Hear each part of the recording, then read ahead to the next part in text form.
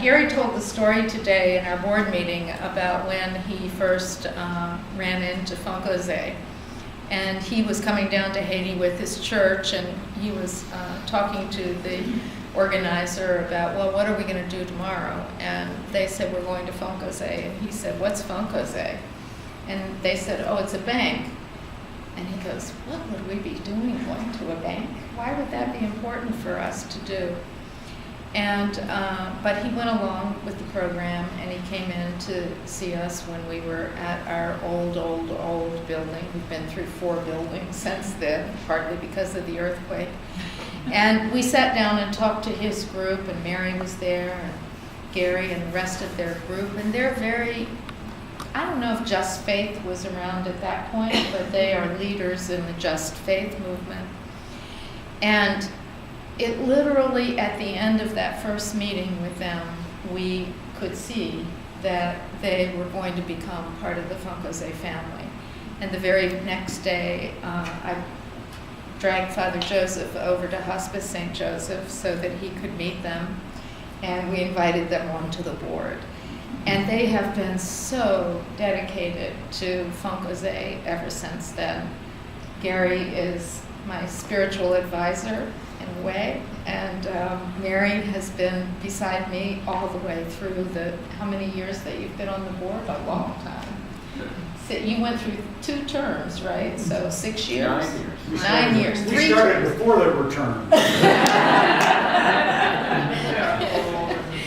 So they have just been fabulous to work with, both of them over the years, and they have been such big supporters of our literacy and education program within Fonkoze. And I just want to thank them both from the very bottom of my heart. And I know that we are now, you said as they leave the board, but they're going up the staircase, and now they're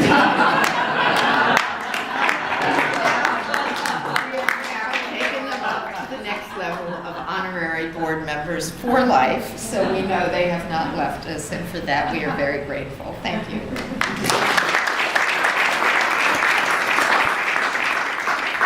First time today I stand corrected.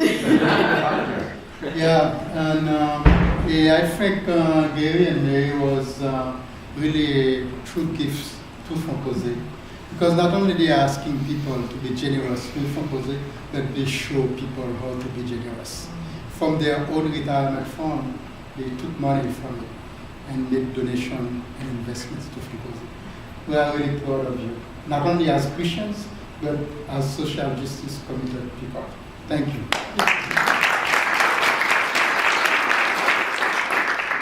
One other person who'd like to Thank you. I would just like to comment, because I've had the pleasure of being involved with them in a couple of different endeavors over the years. When you say to them, what do you do, what's this program you're involved in besides Fonkoze, they'll say it's just faith. And if you think about that, that could be the motto of the Fonkoze program. When I met you two and Alex and all the rest of the wonderful people involved here, and said, how does this organization, you could have just said it's just faith. Thank you so much.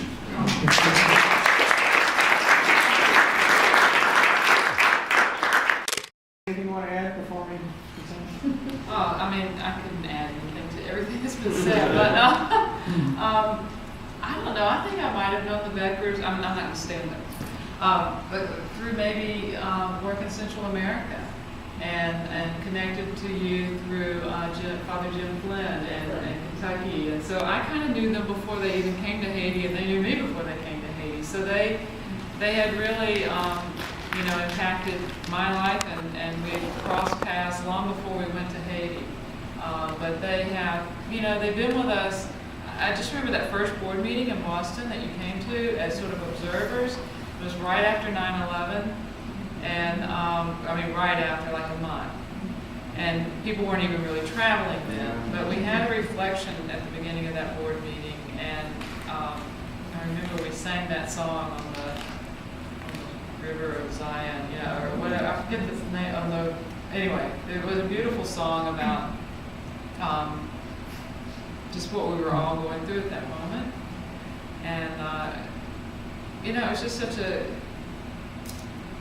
I don't know, impactful time, you know, and in the U.S., and then we all, you know, went together, and we were together in Haiti.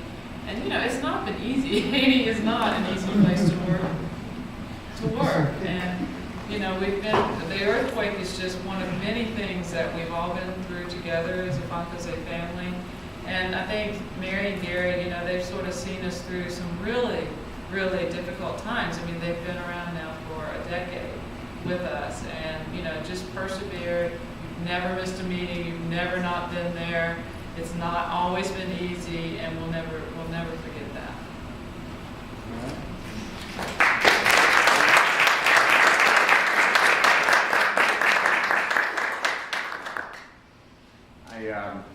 As the irrepressible extrovert, I have to say we don't usually make snap decisions about things, but the decision we made here was one of the best we've ever made. And if you want a medicine to help your heart grow bigger and bigger and bigger, just get involved.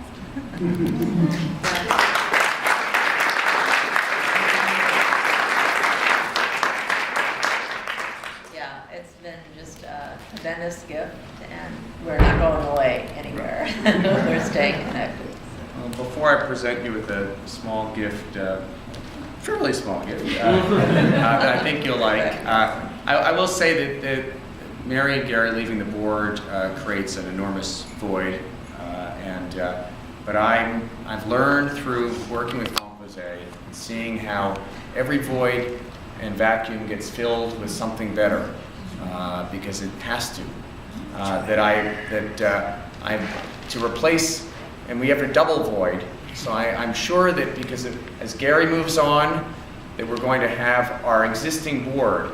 Everyone will step up just that little bit to fill the void that Gary is creating. And for Mary's leaving, I think take two. No. From Mary's leaving, someone is going to step forward, or some group from Richmond.